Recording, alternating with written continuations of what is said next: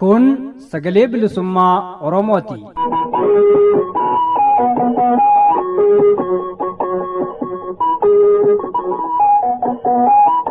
Sagaleen bilisummaa Oromoo dambalii gabaabaa meetir baandii 19 kiiloo heerzii 15,420 irratti jimaataa fi dilbata galgala sa'aatii 8 hanga sa'aatii 8 walakkaatti afaan Oromootiin roobii ammoo galgala sa'aatii 8 hanga sa'aatii 9tti afaan Oromoo fi qophiilee dabarsuu amma jalqaba.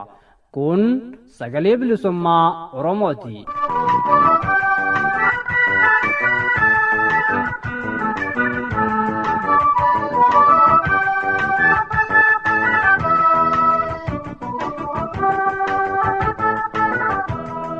Kan fagoo kaa'annoo jirtan akkam jirtu kabajamtoota dhaggeeffattootaa fi hordoftoota keenya. Kan dhaggeeffachaa jirtan raadiyoo sagalee bilisummaa Oromooti. Sagantaalee keenya har'aa qabannee dhiyaanneerra. Maarree hanga xumuraa qophii keenyatti nu faana turaa jecha sagantaalee keenya har'aa akka itti aanutti isin beeksisa. Sagantaalee keenya idilee har'aa isin beeksisuuf kan isin faana turu Anmoosisaa Nagaasati. Akkuma baratame sagantaan keenya jalqabaa oduu ta'a. Oduutti aansuun Impaayera Itoophiyaa keessatti keessattuu Oromiyaatti waggoota afran kanaaf buqqaatiin fi beelliiwwan garaagaraa gaggeeffamaa jira. Kana ilaalchisuun dhaabbata mootummoota gamtoomanitti waajjirri qindeessaa dhimmoota namoomaa haala Impaayera Itoophiyaa keessattuu haala Oromiyaa ilaalchisuudhaan gabaasa baasitu isiniif dhiyaata.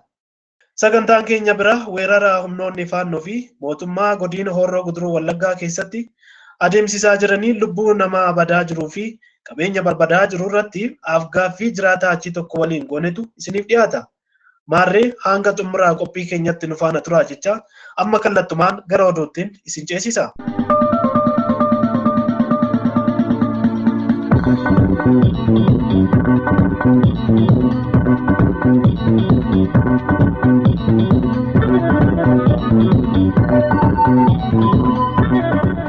Akkam jirtan dhaggeeffattoota keenya oduu yeroo kanaa qabnu sin dhageechisna. Oduu yeroo kanaa kan isin dhageechisu an Shumburaa Odaati.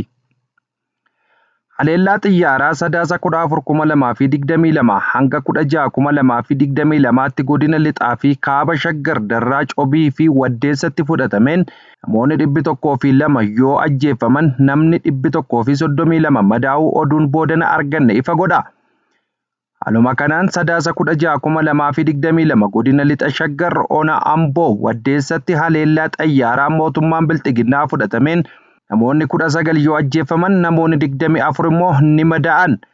Sadaasa 15,2022 godina kaaba shaggar darraa iddoo addaa Raachoo Barreessaa jedhamutti ummata midhaan haamee tuuluuf guuraa ture irratti rukuttaa xiyyaaraa raawwatameen namoonni 34 yoo du'an 41 ol immoo ni madaa'an. Sadaasa 14,2022 haleellaa xiyyaaraa yeroo sadaffaaf godina lixa shaggar cobii bakka Addis Katamaa yookiin dhaaba Dogdoqqeetti gaggeeffameen namoonni siviilii 49 yoo du'an namoonni 67 ol madaa'aniiru.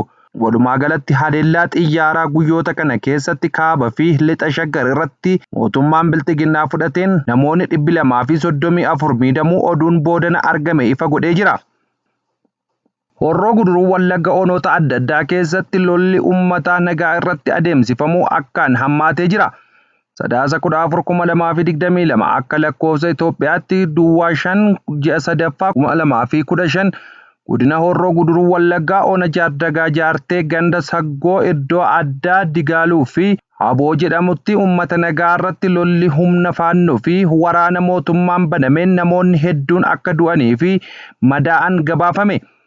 Sadaasa 15,2022 yookiin akka lakkoofsa Itoophiyaatti Duwwaa 6 Duwwaa 3 2015 ammoo faannoo fi hidhattoonni mootummaa ganda Saggoo jedhamtu weeraruudhaan namoota nagaa hedduu ajjeesanii mannee fi qabeenya baay'ee ibiddaan barbadeessaniiru. Ganda kana guututti erga hojiin ala godhaniin booda magaalaa Jaartee kan taate gara Aliibootti ce'uudhaan lubbuu nama hedduu balleessan manneen hedduu guggubuun gamatti qabeenya ummataallee baay'ee gubanii kaan saammataniiru. Kanneen akka Awwaash baankii cabsanii erga saamaniin booda gubuun oduun achi argame ifa godha. Halkan sa'aatii 11tti yookiin akka lakkoofsa Itoophiyaatti sa'aatii 5tti qabeenya ummataa kan akka dogdoqqee yookiin motorsaayikilii, baajaajii, gaarii fi wantoota garaagaraa guurrachaa akka bulan lubbuun namootaa dadhaboo yookiin jaarsa fi jaartii mana waliin kan gubate hedduu ta'uu fi horiin kumaatamaan lakkaa'aman saamamuun oduun argame kun ni addeessa. Dhaggeeffattoota keenya dhimma kanarratti nama dubbisne qabnaa oduun boonatti deebina. Weellisaan Oromoo Damisoo Moosisaa bakka buuteen dhabamee ture. Poolisiin Oromiyaa murtii malee ajjeese jechuun maatiin himachuu Addis Istaandaardi gabaase. Addis Istaandaardi sadaasa 16 2022 karaa marsaariitii isaan maxxansaa baaseen weellisaa Oromoo Damisoo Moosisaa erga waggaa tokko oliif to'annoo poolisii Oromiyaa jala ture booda bakka buuteensaa kan dhabame yoo ta'u, maatiin weellisaa kanaa garuu poolisiin Oromiyaa murtii malee akka ajjeese quba qabaachuu Addis Istaandaarditti himaniiru. Haaluma kanaan bakka buuteen isaa dhabamee kan ture weellisaa Oromoo Damisoo Moosisaa poolisii Oromiyaan ajjeefamuu maatiin mirkaneessaniiru.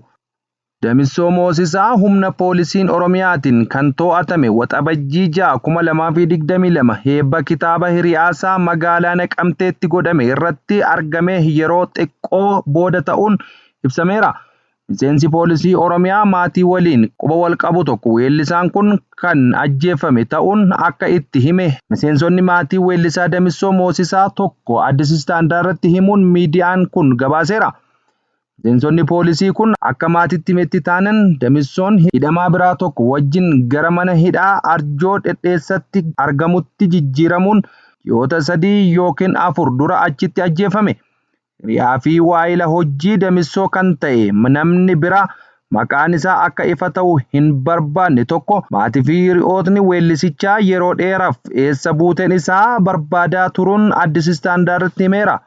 Maatiin isaa barbaadaa akka turan poolisiin Oromiyaa irra deddeebi'anii akka gaafatan manneen hidhaa Finfinnees dhaqanii akka iyyafatanii fi argachuu akka dadhaban ibseera. Ajjeefamuun isaa maatitti haa himamu malee reeffi weellisichaa hanga ammaa kan hin argamin ta'us hiriyaan isaa kun dubbateera. Damisoo weellisaa fi waloo lafaa dhufaa yoo ta'u albama lafee dhugaaf dhabe jedhamu akka qabu hiriyaan isaa kun himeera. Sirboota ergaa qabsoo qaban hojjete keessaa ka'aa birbannu kaanee kan jedhu viidiyoon dabaalee kan qopheesse yoo ta'u battala albamni isaa gadi lakkifameen doorsifni adda addaa isa qaqqabaa turuun hiriyaa fi maatiin isaa ibsu Addis Istaandaardi gabaaseera. Kuweet dubartii Itoophiyaa dabalatee namoota 7 du'aan adabde.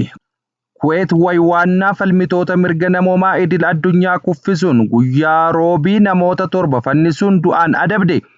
Kanneen keessaa dubartiin lammii Itoophiyaa tokko kan argamtu ennaa ta'u dubartiin biroos keessa jiraachuun ibsameera. Biyya ba'aa giddu galeessaa kan taate Kuweet murtoo du'aa hojiirra oggaa oolchitu kun ganna 5 keessatti isa jalqabaati. Abbaan alangaa akka jedhetti kanneen du'aan adabaman keessaa dubartiin Itoophiyaa irraa dhufte, dubartiin lammii Kuweet biroo, lammiin Siiriyaa, lammii Paakistaanii fi kanneen ammoo lammiidhuma biyyattiiti jedhe. Namoonni fannifamuun du'aan adabaman kunniin yakka ajjeechaa fi kaaniin kan himataman ta'uu miidiyaan mootummaa kunaa waabeeffachuun APA'n gabaaseera. Murteen du'aa kun mana hidhaa giddu galeessatti raawwatamuunis himameera. Adabbii du'aa kana sadaasa 14 2022 ifa kan taasisan gorsaan abbaa alangaa biyyattii Muhammad Aldu'aa jedhaman ta'uu dhaabbanni mirga namoomaa falmu Amnesty International ibsa baaseen hime.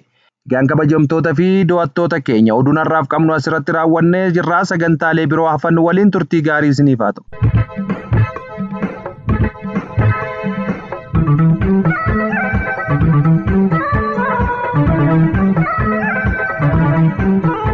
Kabajamtoota dhaggeeffattoota fi hordoftoota keenya sagantaan keenya akkuma itti fufetti jira.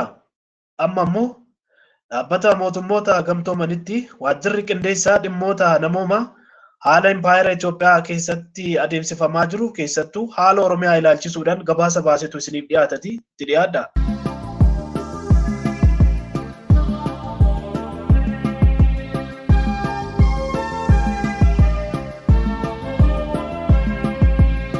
Dhaabbata mootummoota gamtoomanitti waajirri qindeessaa dhimmoota namoomaa Oochaan haala impaayera Itoophiyaa keessaa addattis haala Oromiyaa ilaalchisuudhaan gabaasaa baasee jira. Gabaasaa Oochaa kan haala Oromiyaa onkololeessa 31/2022 asii ilaallatu akka itti aanutti isinii dhiyeessinaa nu hordofaa.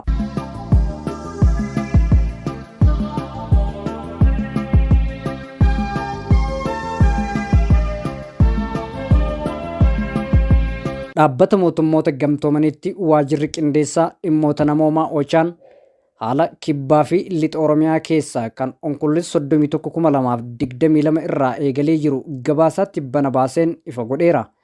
Akka gabaasni 7/7/2022 bahe kun ifa godhutti bara 2022tti haalli namoomaa kibbaa fi lixa Oromiyaa jiru haalaan kan hammaate yoo ta'u, kanaafis sababni ijoon walitti bu'iinsota akkasumas gogiinsa hamaa mudateedha.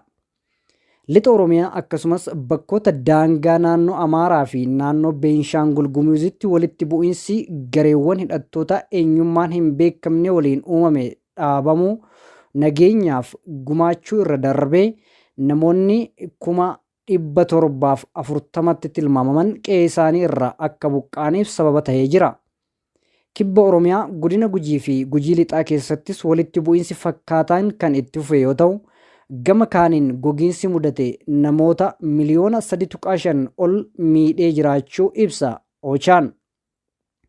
Bara 2019 irraa eegalee nageenyi dhabamuun namoonni tajaajiltoota bu'uuraa kanneen akka fayyaa, barnootaa yookaan bishaanii fi qulqullina naannoo argachuu irratti dhiibbaa kan geessise yoo ta'u, bu'uuraalee barbaachisoo ta'an irratti barbadaa'uu fi miidhaa geessisee jira. Hojjettoonni gargaarsaatis akkuma uummata nagaa rakkoo kana irraa kan hin baraaramne yoo ta'u, jeequmsaa fi doorsisni irra ga'us daraanuu dabale. Nageenya dhabuu fi danqaaleen biroo fedhii gargaarsa namoomaa kan hammeessan yoo ta'u, gargaarsi kennames baay'ee xiqqaadha. Bara kana michoonni gargaarsaa namoota gargaarsa barbaadan biraan ga'uuf qormaatni cimaan isaan mudachuu kan hubachiisu gabaasni kun rakkooleen nageenyaa kutaalee Oromiyaa bal'aa keessatti mudatanii hamma yoonaa furmaata hin argatin jiran gargaarsi feesisu uummata akka hin dhaqqabne taasisuu ifa godha. Walumaa galatti bara 2022tti lixaa fi kibba Oromiyaatti gargaarsa namoomaaf deebii laatuudhaaf dandeettiin jiru 50% hir'atee jiraachuu kan hubachiise Oochaan, kunis maallaqni ramadamu daangeffamaa ta'uu fi qabeenyichi rakkoolee biroof akka oolamuuf dursi kennamuu irraa kan ka'e ta'uu ibse. Gargaarsa nyaataa barbaachisuuf deebiin jiru baay'inaa fi qulqullina isaatiin gahaa akka hin taane kan ibse waajirri qindeessaa dhimmoota namoomaa. Kanaafis dhimmoonni akka dhabamuu nageenyaa fi akkaataan dhiyeessii loojistikii balaadhaaf saaxilamuu akkasumas hanqinni nyaataa sadarkaa yeroo muddamaatti ol dabaluun sababoota ijoo ta'uu addeessa. Michoonni sababa nageenya dhabuu daangeffama qaqqabummaa fi hanqina mallaqaatiin dandeettiin isaanii daangeffamuu irraa kan ka'e deebii silaa laachuudhaaf malan ol guddisuu hin dandeenye. Lixa Oromiyaatti bal'innii fi sadarkaan wal waraansaa bara 2022 keessa cimuudhaan naannolee haaraa kan akka Horroo Guduruu Wallaggaa fi godina Iluu Abbaa Booraatti akkasumas Shawaa Kaabaa, Shawaa Bahaa fi Kibba Lixaa Giddugaleessa Oromiyaatti babal'ate. Dhabamuu nageenyaa kana irraa kan ka'es michoonni gargaarsa hojii lubbuu baraaruu dhaabuu, sochiin isaanii danqamuu fi iddoowwan hojii dirreef bahanitti ogguramuuf dirqamanii jiru jechuun lammiilee gargaarsa barbaadan dhaqqabuuf rakkoo mudate ibsa Oochaan.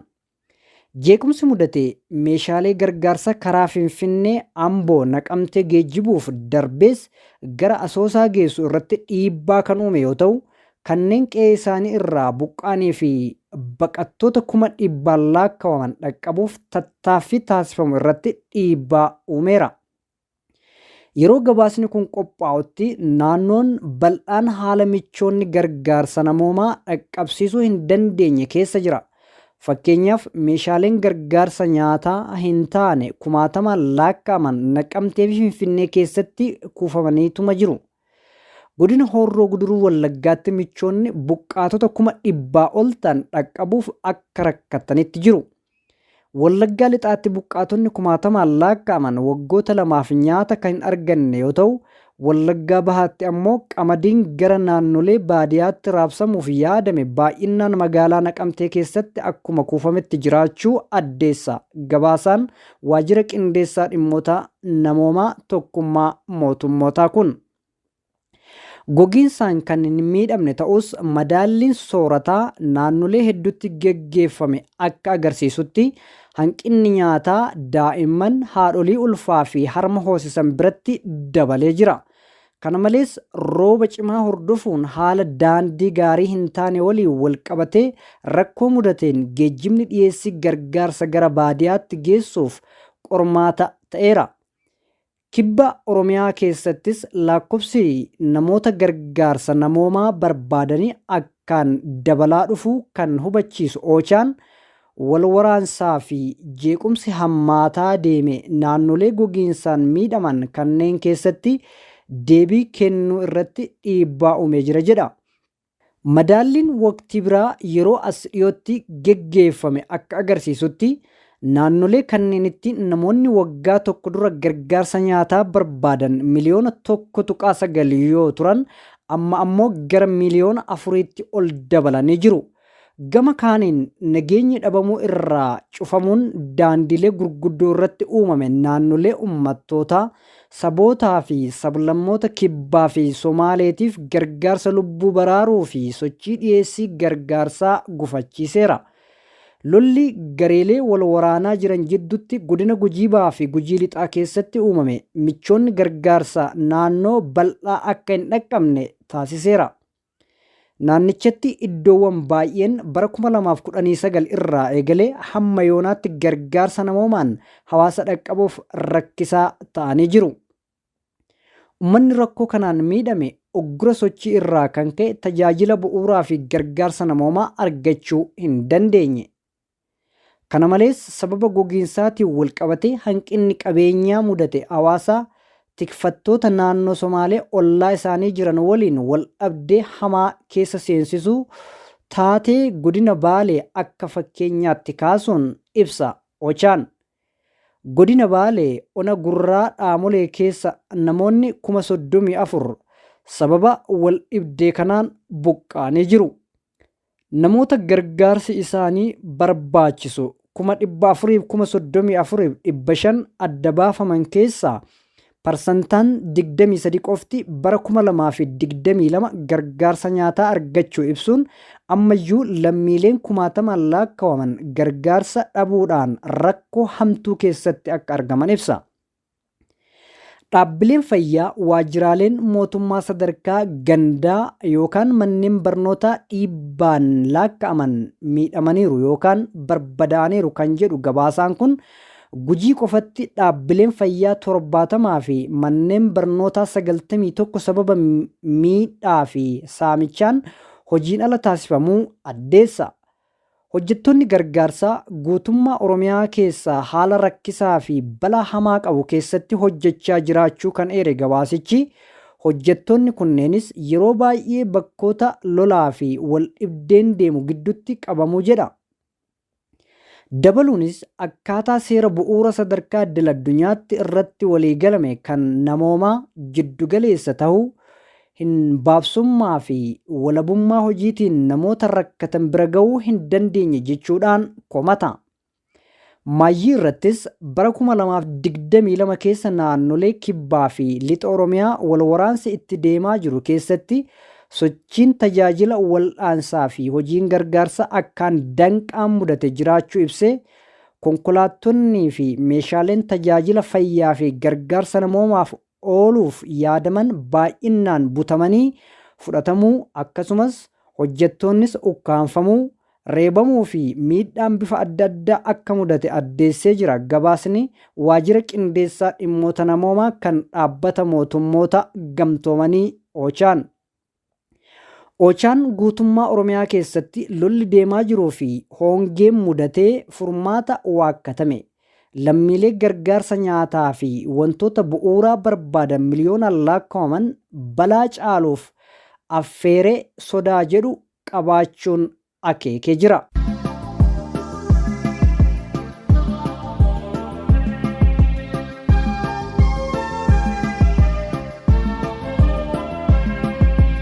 Wayita kaaba biyyattiitti lolli deemaa ture dhaabbatee gareeleen wal lolaa turan araara buusuu irraa yeroo dheeraa booda si'a jalqabaatiif uummanni naannichaa gargaarsa namoomaan dhaqqabamaa jiru kanatti haalli Oromiyaa keessaa faallaa isaatti daraanuu hammaataa jira. Mootummaan diroonii fi jeettii lolaa qilleensa irraan bobbaase dabalatee haleellaa geggeessaa jiruun lubbuu lammiilee Oromoo hedduun galaafatamaa jira. Uummanni bahee galuu sarbamee jireenya guyyuu geggeeffatuu fi sossoo'uuf iyyuu yaaddoo ulfaataa keessa jira. Waliigalatti hawaasni qe'ee isaa keessatti lola irratti banameen rakkatuu, qe'ee irraa buqqa'ees gargaarsa akka hin arganne taasifamuu akkasumas hongee isa mudateef akka hin dhaqqabamne godhamuu, waliigalatti uummanni fuula hedduun rakkataa jiru xiyyeeffannaa cimaa barbaada. Kanaafis mootummaa dabalatee kanneen wal waraansatti jiran hundi uummata lubbuun gaaga'amaa jiru lubbuu baraaruuf tattaaffii dhaabbileen namoomaa fi michoonni gargaarsaa taasisan milkeessuuf qooda isaanii gumaachuun dirqama namummaa fi lammummaati.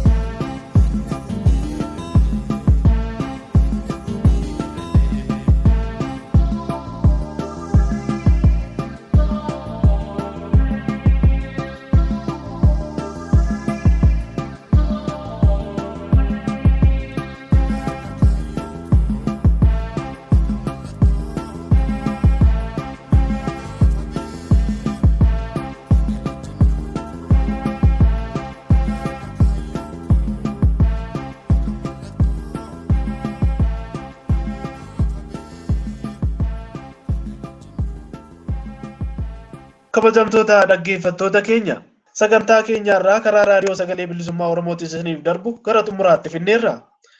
Amma qophiin keenya dhuma weerara humnoonni faannoo fi mootummaa godina Horroo Guduruu Wallaggaa keessatti adeemsisaa jiranii lubbuu namaa badaa jiruu fi qabeenya barbadaa jiru irratti afgaaffii taataa achii tokko waliin godhatu isiniif dhiyaata itti dhiyaadha.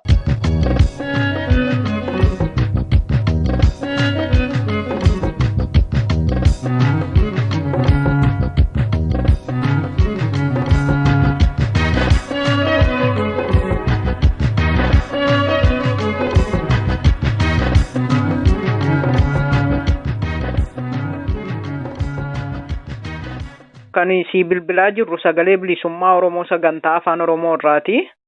Eeshi. Ayyamamaa taatee sagalee uummata kee ta'uuf haalota keessa jirtanii addunyaa dhaqqabsiisuuf miidiyaa keenya wajjin dubbachuudhaaf yeroo kee waan nu laatteef dursee galatoomi jedha. Eeshi isinis galatooma waan kana naa beellamtaniif. Ayyee ulfaadhu egaanii haalli godina Wallagga ba'aa Horroo Guduruu Wallaggaa haalonni aanaa achi keessa jiran irratti haalonni jiranii ulfaatoo fi addeessoo akka ta'anii uummanni haala rakkisaa keessa akka jiru manni isaa gubataa akka jiru qeerraa buqqaa ajjeefamaa akka jirudha odeessa ka qabnu mee wanti kun hammam dhugaadha yoo dhugaadha ta'e godinoota kana jalaa aanota kam gandoota kam keessatti adeemsifamaa jira. Eeshi galatooma kanatti fufeeni. Ayyee. Duraan dursa jaardagaa kan jedhamtu jaarmat magaala jaarmat duwwaa tokko keessatti kan raawwate. Horroo Guduruu Wallaggaa jalaa magaalattiin. Horroo Guduruu Wallaggaa taateeti. Ayyee. Aanaa jaardagaa jaarteedha. Gandittiin akka maayii baasii wayiiti. Tolee maaltu ta'e mee? Achitti egaa buqqaatii guddaa ta'e. Eenyu qaamni buqqaasu kun? Warra finxaaleyyii mootummaa wajjin wal ta'aniiti wantichi. Finxaaleyyii Amaaraa fi qaama mootummaatu wal ta'eeti jechuudha. Gamumaa dhufaniiti walii birmataniiti uummata kana fonqolchani. Mee haalli kun dhugaa dubbachuu fi aanota kana godinoota kana jala aanota hedduu keessatti adeemsifamuu jalqabuunsaa amma gara waggootaaf deema.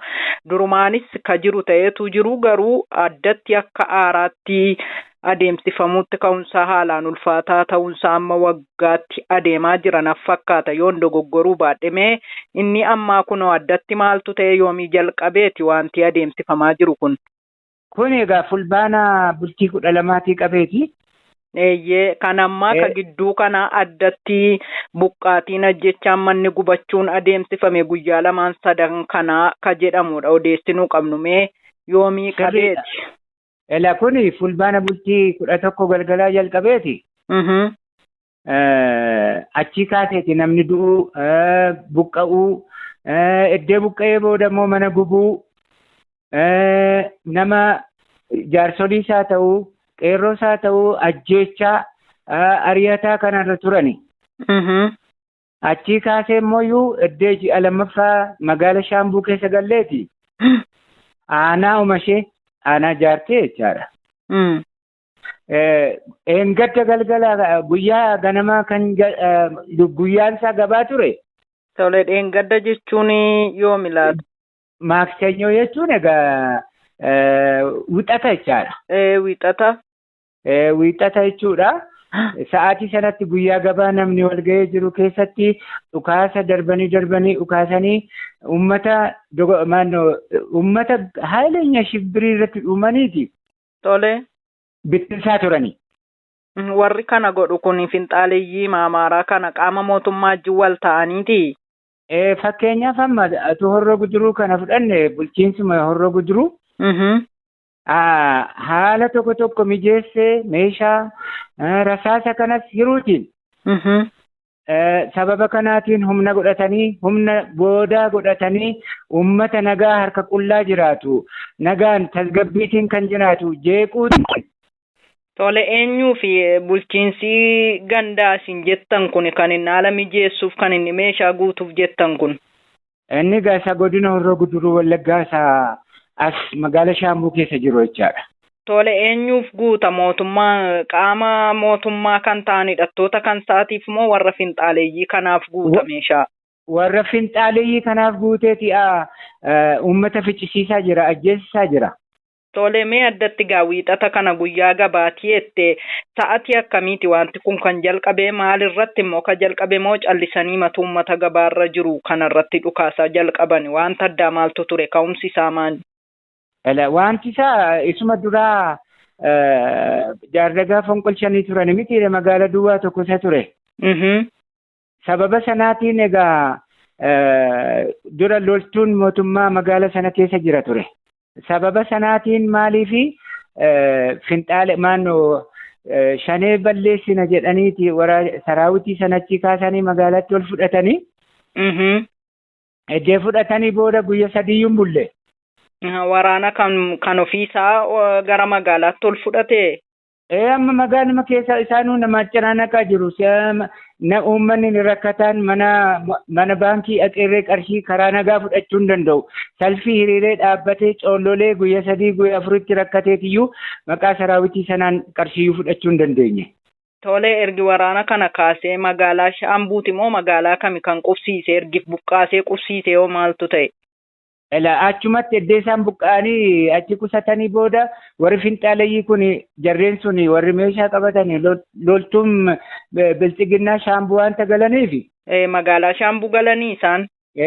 Magaalaa Shaambuu galanii karuma warri finxaaleeyyii magaala jaarmat qabattee jirtu achumarra walii galteetiin bira qaxxaamuranii karaa daandii dheeraa galanii Shaambuu galuu danda'aniiru. Sababa kanaatti ijaa loltuun suni ka'e immoo magaalittii Aliboo sana ijaa isaan buqqa'anii haqanii maannoo ibidda mana isaaniitti beenzilaan harka fakkafanii naafxaanii nafnee manni qabeenyaa nafnee addan foone. Nama islaamota warra beekamoota warra guguddoo nama araarsuu danda'an nama wajjin jiraatan nama jaallatan isaaniin iyyuu ajjeesanii balbala isaaniitti ammammaatti reeffi isaanii ka'uu hin dandeenye. Kan kana godhu warra faannooti moo kan mootummaati? Warri mamaan finxaaliyya warri mootummaa dhiisanii galaniiru kunoo as galanii magaala Shaambuu jiru. Tole kan inni manarratti beenzila naqee gubu manuma uummataa hundaa? Anuma hundaati gubaa jiru kunoo amma kaleessaatti hin dhaabanne kunoo. Wiixataa isa kaasee aga kaleessaatti akkasumatti itti fufee jira jechuudha. Itti fufee ammas immoo eddee magaalicha sana warraranii eddee ibiddaan gubanii booda. Deebitti immoo warra baadiyaa kan jiru mana guggubuutiin nama ajjeesuutiin gara eddee biraatti deemaa jiru amma sa'aatii kanayyuu namni dhiphuuf dararamuu keessa jira. Tole mee sababni isaa sababa waraana shanee balleessinaa jedhaniiti naan jette mee magaalaa kana keessaa waraana bilisummaa Oromoo yookaan shanee isaan ittiin jedhan kanatu jira moo maal sababeeffataniiti moo uummata kanatu waraana sanaadha jedhanii shakkaniiti uummati kun hidhannoo qaba maalirraati maaliif? Shakkiin warri abaa'uun sana magaala sana keessa jiruutiin fakkeessaniiti uummata nagaa fixanii. Farda keessan isa leenjifatanii turtanii isa asin jalaa fixu malee mootummaan kan balleesse bilchiginnaan kan balleesse hin qabu jedhanii akka kanaatti gaggeessaa jiru. Kana jechuun mootummaan waan isinitti balleesse hin qabu jedhanii gaafa dubbatanii sanarraati waliigaltee isaanii hubachuu ka dandeessan immoo akkamiidha? Sababuma kun akka kanaatti gaaffiitu gaggeeffamee jire maaliif namni dhumaa? Maaliif manguddoon keenya maaliif mi'amu magaalli maaliif gubata maaliif beenzinaan akka fakkafamee maaf gubata maaf bada biyyi maaliif akkas nu gootu jennaan isaan nu dhaga'uu hin dandeenye.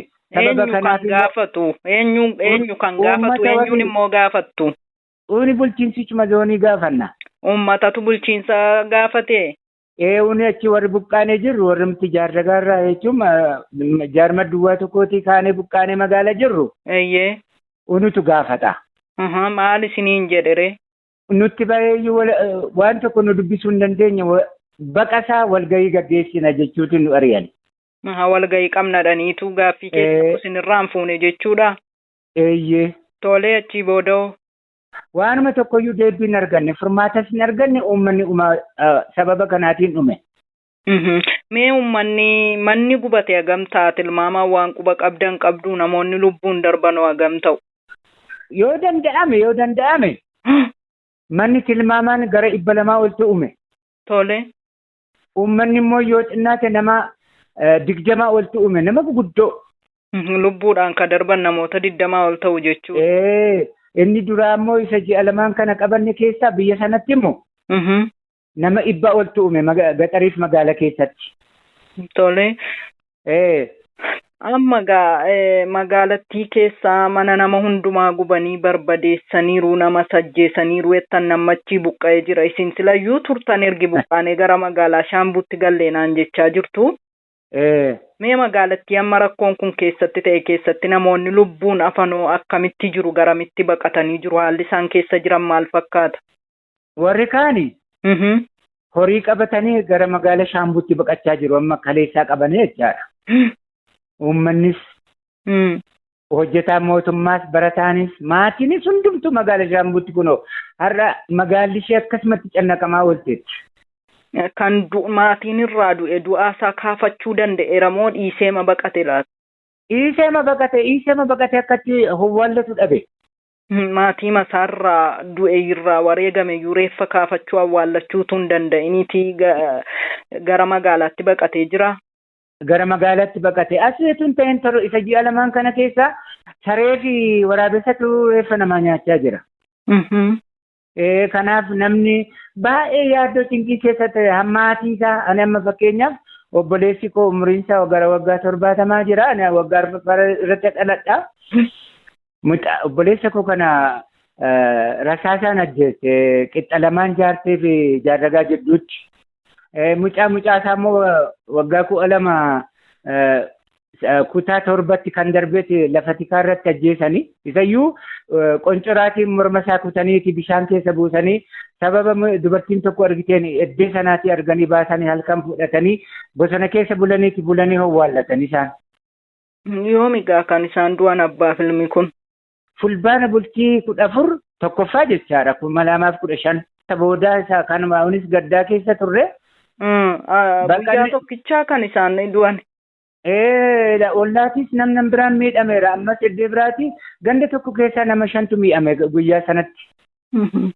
Mee gaalli finxaaleeyyii kun yeroo tokko haaluma ilaalaa jirruunis gabaasaa nu dhaqqabaa jiruunis haalli kun haala falmii lafaa fakkaata maleessaa waan biraaf miti komii biraa walirraa hin qabnu jedhu uummanni yeroo baay'ee gabaasaa kan nu laatanii haalli isaan deemaa jiraniif kun akkatti tilmaamtetti akka argaa jirtanitti maal fakkaata? Kun gosaan fakkaatu maaliif saneema lafarraa finna jedhaniitti fiigaa jiru malee waan tokko gosaa miti an ilaallatu hin qabu. Fakkeenyaaf ani amma waanuma hundumaa gargaaraan ture. Wal ammanneeti jirra tokkummaatiin jiraachaa turre. Kuni gosummaatu ta'e amma kana wajjin teenyee jiraachuu hin dandeenye walitti buuna ture. Isaan hedduma almost kan isaan dhufanii Haaroo kan jedhamudha. Kiiramuurraatis dhufu ammas Guttiinirraa dhufu Buree Goojjamirraa dhufu qumxaa uffataniiti bireenii loltuu keessaas kan badanii itti makamanii leenjisanii uummata keenyatti kan bobbaasanii jiru. Sababa kanaati malee gosummaa hin qabu kuni gosummaa umayyuu hin qabu. Mee uummanni Amaaraa kun yeroo dheeraadhaaf achi qubatanii akka maatiitti waliin akka jiraataa jirtan atis dubbataa jirtaa dhugaadha beekamaadhas yeroo dheeraadhaaf achitti qubatanii jiraataa akka turanii yeroo hedduus gabaafamaa ture waama beekamaadhas gabaafamuu baatus. Yeroo rakkoon kun uumamu uummanni Amaaraa achi qubatee jiru kun buqqa'eera baafataniiru moo walumatti rakkoo kana geessisaa jiru isaanirras dhiibbaan kun ga'aa jira moo jarri kun baqatanii ba'aniiru ofitti fudhataniiru laata? Lakkisaa isaan amma maaliif isaan achuma keessa iddoo isaaniitti iyyuu hin sochoone. Innaa maaliif loltuu isaanii wanta irratti amananii jiraataniifi. Magaalittii namatu buqqa'e nama jiraata biyya sanaa nama abbaa biyyaa buqqa'e malee isaan bakkuma sanaayyuu qabatanii jiru amma yoonaatti nam tokko achirra simbirriyyuu darbuu hin danda'u karaa sanarra isaan mishigii naannessanii qoffuratanii mana keessas diidas qoffurataniiti nama isaan lolu eeggachaa jiru amma eegasa booda immoo amma immoo humna dabalatanii humna gama biyya Amaaraatti dabalatanii uummata Alibawiyyoo akkasitti mana isaanii gubanii ajjechaatiin nama sanyii duguugaa kan godhane joonosaayidii gaggeessaa jiru biyya keenya keessatti. Kan hidhatee tuun taane uummatumti Amaaraa achi qubatee jiru iyyuu rakkoo kana geessisaa jiraadha kan naan jechaa jirtu. maarree tokkoffaa maaltu goototee nurratti fidee isaan miti kan nama isaan gargaare nama jaarsa maannoo walii galteetiin jiraachaa jiran tokkummaa isaaniitiin qabatanii akka iddiriitti jechuun afooshaa wajjin dhugaa turanitti deebi'anii uummata kanatti galagalanii lola guddaa kana kaasuu danda'an. Kanumti finxaaleeyyii Amaaraa hidhattoota kanayyuu kan nutti bobbaasee isaanii jechaa jirta. Eeyyee.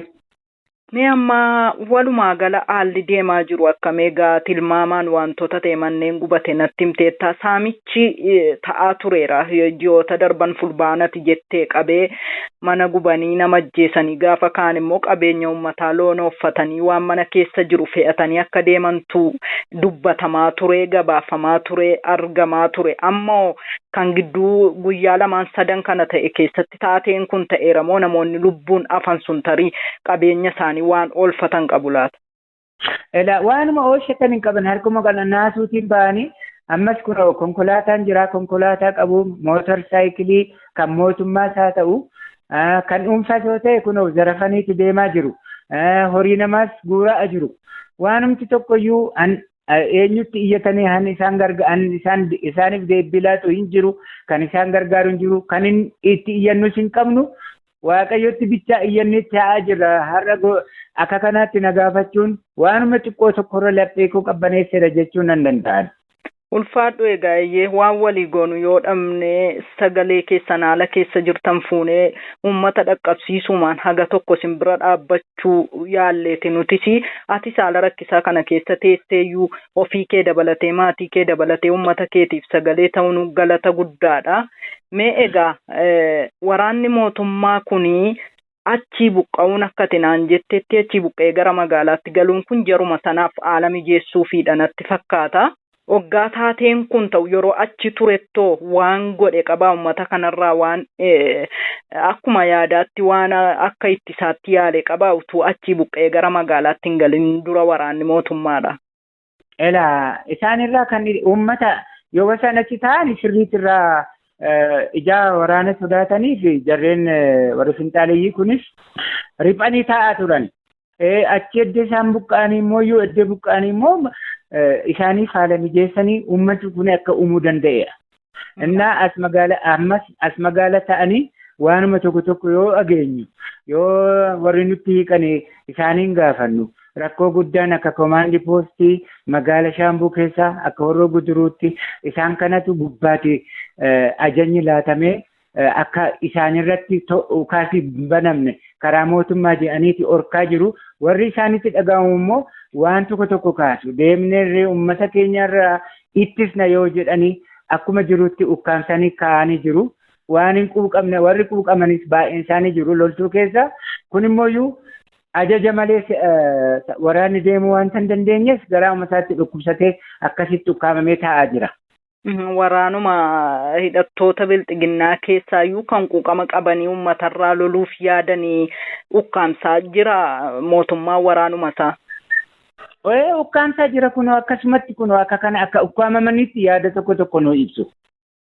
Meega buqqaatanii gara magaalaa Shaambuu uummanni Oromoo jirtan kun haala rakkisaa keessa akka jirtanii namoonni qaamaan dhufanii isin arganii miidiyaa irratti dubbatanillee haalonni ulfaatoon akka jiru buufata konkolaataa keessatti haadholiin daa'ima qabatanii akka jiranidha akka dubbatamaa jiru manneen barumsaa yuunivarsiitii keessa qubatanii akka jiranidha. Mee haalli isinitti jirtan maal fakkaata?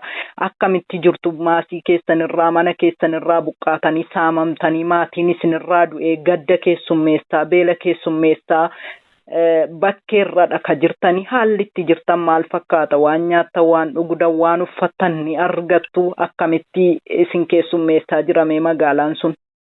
Amma uummata magaala Shaambuuti waan tokko nu gargaare malee karaa mootummaa karaa bilbiginnaa han arganne hin qabnu. Reed Kiroosii akka carraa waan tokko nuu fidee ture. Isayyuu nu shaamanii bakka biraatii dhufanii magaala nutti naqanii nu shaamsisaniiti uummanni baay'ee dararamaati jira. Sirriitti nun geenye akka karoora Reed Kiroosiin qopheessettirree irratti hirmaate nuu tasgabbeesse akka uni fudhanneetti jiraannuttirree nun goone. Mannaaraa keessatti eddee buufata konkolaataa keessatti immoo haadholiin ijoolleen xixiqqoo harma hootu hundumtuu dhukkubsataa ta'anii iddeetti fincaanirree naannoo sanatti shittaa cimaatu jira. Qufaa qabsiisa. Ijoolleen baay'een dhumanii jiru. Beela guddaatu isaan qaqqabaa jira. Sirrii karaa qajeeltoon argatanii dhugaan sitti hima saatalaayitiin jiraate arguu dandeessu amma kanatu jira. Kun immoo furmaata guddaa nuuf hin ta'u. Nuuf hallaatan hin qaban warra diida gallummoo tokkoyyuu karaa mootummaas haa ta'u karaa isa gargaarsi karaa Awaash Baankii irraa qaqqabee ture. Abbaa qabeenyaa tokko ta'anii nuuf erganii turanii isa ukkaamsanii makaazenii keessa kaa'anii karaa duubaarree zayitii fuudhanii gurguru jedhu akka kanaatti oduurree dhageenya. Ofii keenya aarree hannitti dubbannu waan hin qabneef rakkoo guddaan nu qaqqabaatii jira. Kana yoo danda'ame addunyaatti nu ibsitanii karaa qajeeltoorree akkatti jiraannu akka argachuu dandeenyutti nu iyyatani. Kuni waanuma furmaata guddaa ta'anatti fakkaata. Lammaffaa immoo yoo danda'ame qabeenyi keenya inni faca'ee diida jiru etun badiin akka haammannurree addunyaan kan akka nuu beeku mi'aan gaadha jira bishaateera hundumtuu qophaa'ee jira etu dafnee haammanne etu warra isaanuma gargaarsuma isaaniirraa adda taane mi'aanuma keenya sana qaqqabamne manni keenya silaa badeera etuma dunkaanumatu nuu laatanii achi dhaabbannee haammanne nutti tola natti fakkaata kana fakkaata jaarsii ko. Mi'a ta'u nu saamsisanii naan jette warri isin saamsisu kun qaamuma mootummaa kanaati eenyuun immoo isin saamsisu eenyu kan isaan isinitti erganii isin saamsisan? Yala achuma jiru maaliif buusaa gonofaa kan jedhamu tokko jira. Yala isaatu kana gaggeessaa jira. Maaliif buusaa gonofaan akka aadaa keenyaatti akka Oromootti wal gargaarsaadha. Kun ittisa balaa isa jedhamudha. Koree sanatu ijaarameeti loogiitiin gaggeeffamaa jira. Firaashii tokkorra nama 5 fallaatanii qabu. Firaashii ofii keenyaa ishuma qabnuun bitanneeti irra rabaa jirra. Rakkoo guddaan nu qaqqabee jira. Dhugaan sitti hima waan sobaa miti waan nu gaammannu odeessa. Qulqullummaa koo ifan sitti odeessaa jira dhugaa. Dhaabbata sanatti gargaarsi karaa garaa silaa isinii dhufu dhaabbata sanatti kennamaa dhaabbata sanatu gocha kana godhaa jira jechuu keeti akkan isin hubadhetti. Akkas ta'uu qaba ture silaa. Dhaabbatichumatu garuu amma immoo saamicha geggeessaa jiraadha kan itti naan jette. Maali dhaabbichi Awaash Baankiin immoo baay'ee tiraakerii gommaa 10 fe'eeti abbaa qabeenyaa wajjin taampellaa laxxafee nuuf fide gargaarsa warra buqqa'ootaaf jedhee isumayyuu ukkaamsanii kaa'u isayyuu ukkaamsaniiti aanaa keessanitti isinii kenninaa galuu dandeessu kan jedhu jennaan ittoo hancaalu magaalaa Aliboo gubanii bakkumatti inni Alibootti galee mana barumsaa galmeessee ijoollee barsiisuu jalqabeeyyuu inni iyyuu itti fufuu hin dandeenye manni isaa buqqa'ee manni barumsaa isaa badee isaan kunoo buqqanii isaan butti galaa jiru. Haalli baruuf barsiisuus deemaan jiru jechuudha naannichatti. Hin jiru baadiyyaa isaayyuu magaalaa isaayyuu hin jiru badeera bakka. Haala rakkisaa kana keessa teessee yaadanuu laattee fi guddifneessi galateeffannamee dhumarratti dhaamsa qabdu eenyuuf dhaamsa qabdaa dhaamsa qabdu yoo jiraate dabarfadhu. Ani uummatuma Oromoof hin dabarsa. Dhaloota biyya alaa jiraniifis nan dabarsaa yoo danda'an beektonnis hundumtuu akka isaan nun daganne lammii isaaniiti oni miidhamaadhaa waanta ta'eef gargaarsas ta'uu ta'e yaadaan addunyaa irratti nu dabarsuu akka isaan danda'anitti cinaa keenya akka isaan dhaabatanii isaaniifis akka nu darbu tokkummaa immoo Oromiyaa biyyittii keessatti kan jiru isaanis tokkummaa kana nu yaadanii akka isaan cinaa keenya bu'anii nu gargaaranii isaaniifis nan dabarsaa waan na gaafatteef galanni guddaa siif haa ta'u. Saba tokko jibbanii saba tokko jaallachuu jechuun waan ulfaataadha. Kanaaf saba tokko jaa'etu saba isaa amma nu miidhaa jirutu akkas miidha mire ta'e loltuun fiigee dhufeeti nuun nu miidha. Amma karaa sadii nu miidhaa jira waan hundumaayyuu. Tokko miseensa abaawoo jedhamneeti miidhamna. Lammaffaan immoo warri finxaaleeyyii karaa tokko nu miiti. Oromoon keenya boqonnaa hin arganne hidhaanis akkuma ani amma fakkeenyaaf yeroo baay'ee hidhamaan ture dararamaan ture. Amma immoo hancaalu keessa gallee duunis nurraa dhaabbachuu didee hidhaanis nurraa dhaabbachuu didee maali Oromoon maali abaarsa akka qabnu wallaalle kanaaf immoo yootu danda'ame warri diidas deeggarsa guddaa akka isaan nu go'an nan barbaada galatoon Tole ulfaadhu yaada sagalee bilisummaa Oromoof laattee fi galanni kee bilisummaa ta'u ulfaadhu. Amiin. Ameen. Atis galatoom. Hayyee.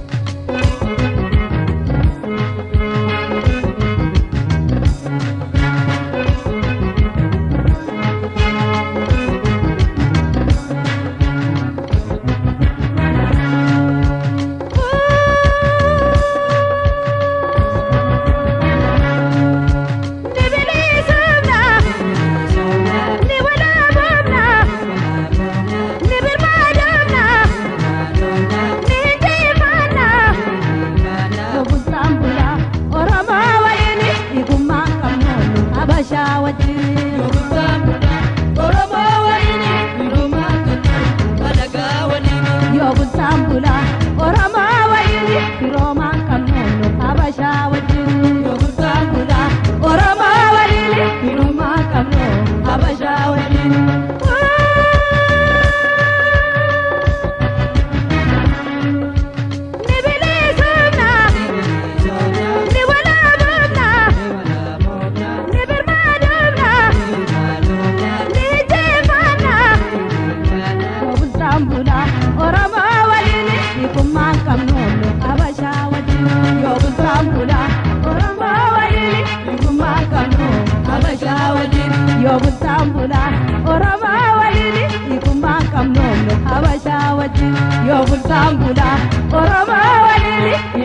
qabnu habashaa waliin. Kabajamtoota dhaggeeffattoota fi hordoftoota keenya qophiileen keenya irraa karaa raadiyoo sagalee bilisummaa Oromootti isiniif darbu qabannee dhiyaanne kanumaan goolabnee jirra. Qophiilee keenya yeroo biraatiin hanga walitti deebinutti nagaan nuu tura. Injifannoon uummata Oromoof.